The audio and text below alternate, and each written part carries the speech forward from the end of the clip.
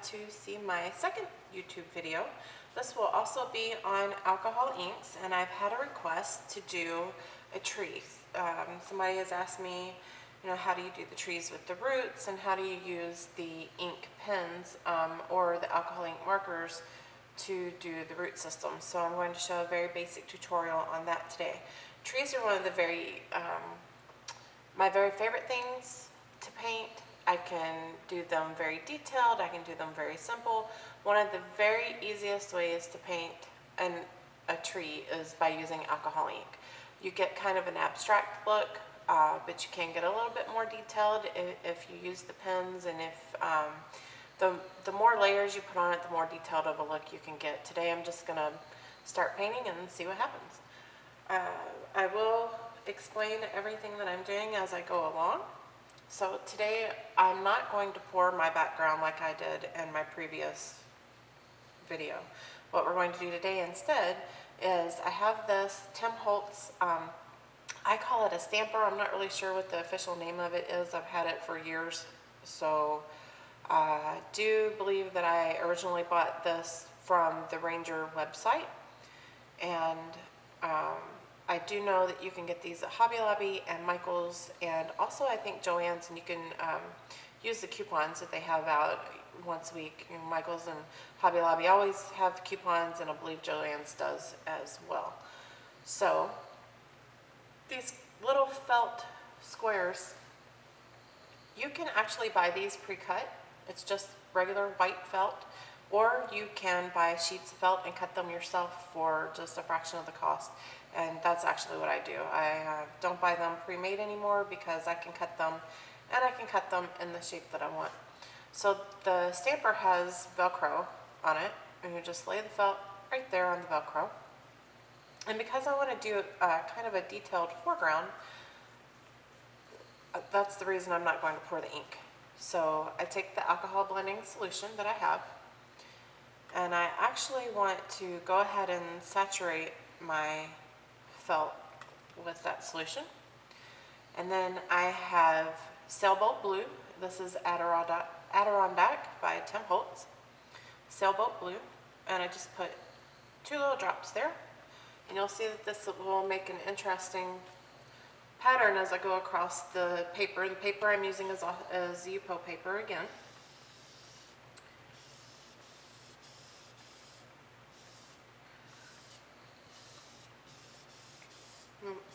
This gives it a look of a faint sky, and I do want it to get lighter as I go down. And then you'll see as that dries, the lines will be a little bit harder to pick out because they spread as they dry. Okay, and then for the ground, I am going to switch out my felt piece. I am going to put lettuce green. This is also Adirondack Alcohol Ink by Tim Holtz, lettuce green. I'm going to do a few more drops than I did before, because this is actually going to be a little bit textured. And then you always want to make sure you have a little bit of the solution so it moves for you. And then for the ground, I stamp it. You'll notice that sometimes I'll drag it, sometimes I'll stamp it, give it texture, make it look like it's really the ground and not a flat piece of paper here. I'm really fond of hills, so I'll put a few little hills in there. Okay. Now, I have that basically where I want it for now. So to do a really simple tree trunk,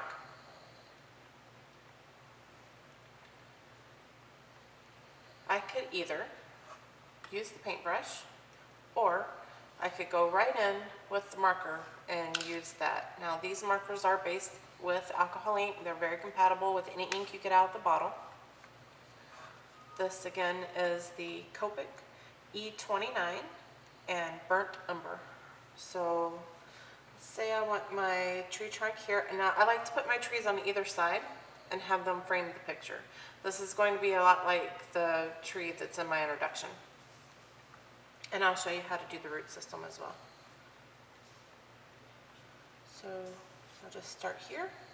Trees are very organic. It doesn't matter where you start. It's very hard to mess up a tree. If you go out into nature and you look at them, they're all different. They're all have their squigglies and limbs and whatnot every which way, and there's no right or wrong way to do it. So you just take your marker and just start drawing. The marker will make shadows and highlights all of its own, which is one of the reasons I love this medium, because it just does its own shadowing, and I really like that. If I want to lighten it up, I can add some alcohol or some blending solution to it. If I don't want to lighten it up, I don't have to. Now this is one of the ways that I do the roots, and you just very lightly. The lighter you mark, the thinner your roots are going to be.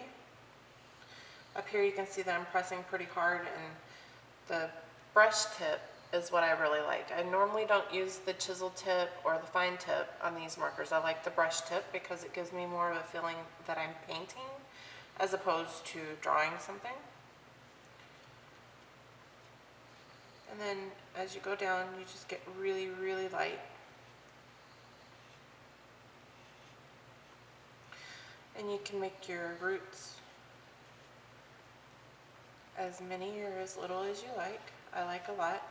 I'm a big fan of the tree of life, so most of my trees do have some roots in them in the pictures.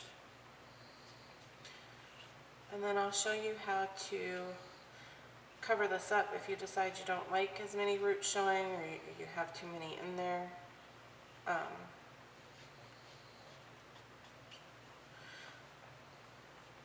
Then you can always fix that.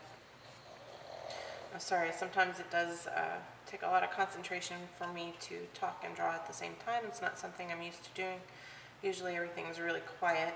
And you might be able to hear in the background my studio assistants. I have a little pug, and I have a boxer mix, and they like to sleep directly under my desk, and currently the pug is snoring, so I'm sorry if you can hear that, but it's pretty much my shadow, goes everywhere that I go, so she will stay here with me until we're done.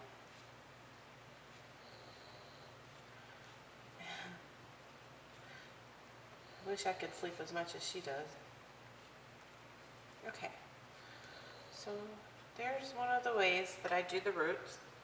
Now that's an awfully big root system for such a little tiny tree, so I'm going to put more branches here.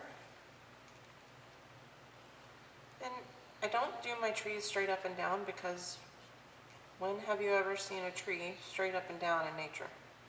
They twist and they move and they wrap around themselves, and they are just beautiful. So that's how I like to do my trees. Now, the branches I do a lot like I do the roots, but I still want them to be a little bit thicker than some of my roots down here. I do branches in layers, so I'll actually go in and put the leaves in, and then I'll put more branches on top. This will give your piece a 3D look, make it look a little more realistic, even though it's going to be an abstract tree. I do apologize, this video will be kind of short, just your basic little how-to with the marker for the tree. Due to I have a very short amount of time to film this one. Okay, I'm very happy with my tree trunk and with my roots. So I'm going to go ahead, fix that one just a little bit. going to go ahead and change out my felt. I do keep these. You can reuse those anytime you need to use the blue. You can pick it up and use it. I just take it off when I'm trying to change my colors just a tiny bit. So to get a little bit of a color in the top of my tree, I'll do a little wild plum. I'll put just, you just want drops of the blending solution in here when you're doing leaves or flowers. As you can see, I just dropped a bit of the solution there. So I'm going to start here because I don't want that to spread too much. Accidents happen quite a bit with this kind of medium. You just go with it and fix it. Sometimes accidents make it prettier. So, depending on what you want and the colors that you want in your tree, or how you want the top, the canopy of your tree to look, you can actually leave it like that if you want and have some beautiful flowers, and then come down here and stamp, and then you'll have some flower petals on the ground. I actually don't want to leave mine like that, so I'm going to add a little bit of citrus green to the same one because I want the green to blend in with my pink color that I have going on here. I want to give some perception of foliage, leaves, as well as flowers.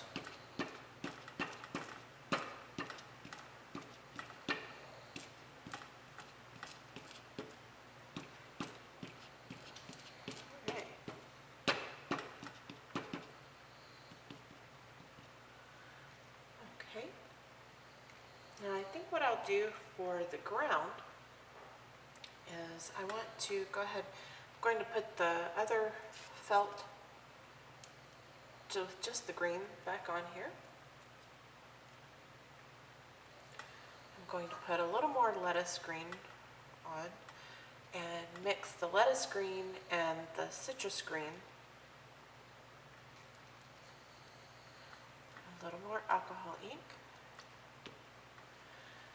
And I want a little more texture in my ground. Now I did say that I'll show you how to go ahead and cover up some of these roots if you don't like all of them. And that is just go ahead and start painting over top of it.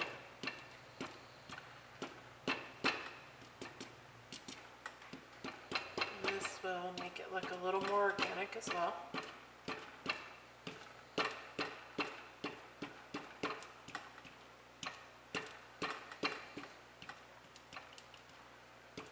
So there are other ways that you can do trees. There's no right or wrong way, especially with alcohol ink. It's just a lot of trial and error, a lot of error, a lot of experimenting. You can also use masking fluid to cover your background up where you want your tree. Do your background, take the masking fluid off of there, and then paint your tree in with a paintbrush or the marker. But I really like to just go right in with the marker and not worry so much about that. Looks like I'm out of the citrus, and that one I do have another bottle of that. But to cover up more of the roots,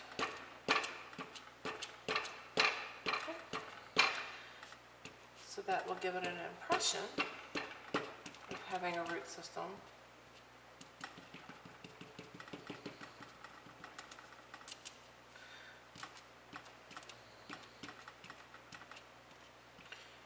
And you just stamp and dab until you're happy with it.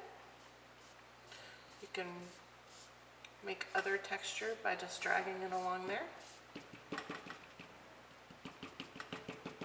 However you want to do it, it's up to you. It's your painting.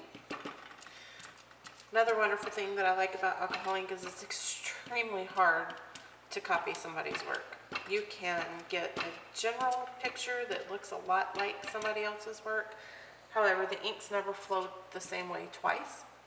There's no way to make an exact duplicate unless you're just outright making prints, and then that is something different.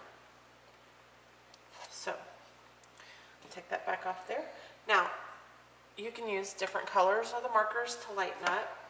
If you want a lighter color on your tree trunk, you can always take your paintbrush and go in to a little bit of the blending solution. And this will reactivate right away as soon as I put the solution. You'll see. You can get lighter colors there so that you can do more contrast, more detail within your tree. And I do like to make sure that I have a lot of different shapes going on.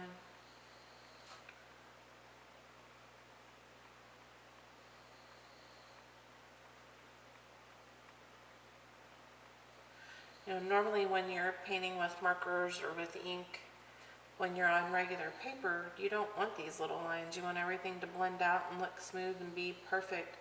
But when you're doing a tree trunk, you really actually do want the lines because that helps it look more realistic.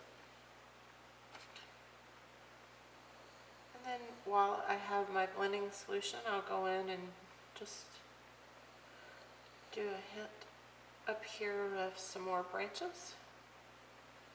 You can actually drag out the ink that's already down here,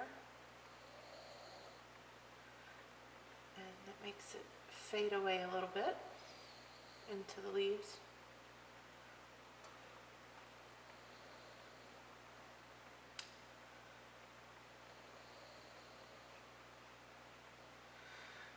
And I'm fairly happy with this, so I think I'll stop here.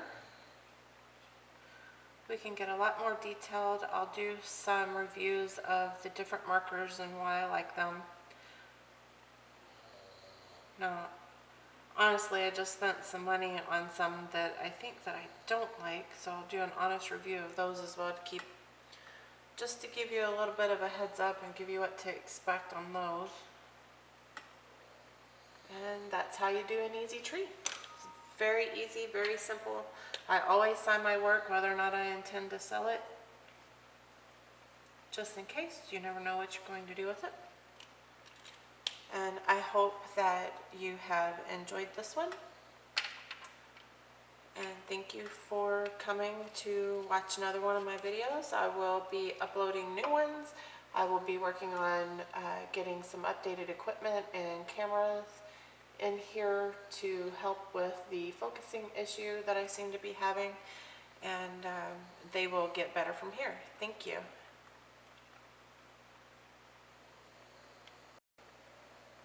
If you like my art and like the tips and tricks that I will be able to teach, go ahead and hit the like button and subscribe for more updated videos. We're going to do colored pencil, we'll do all sorts of things art related, and hopefully there will be something for everybody. Have a wonderful day.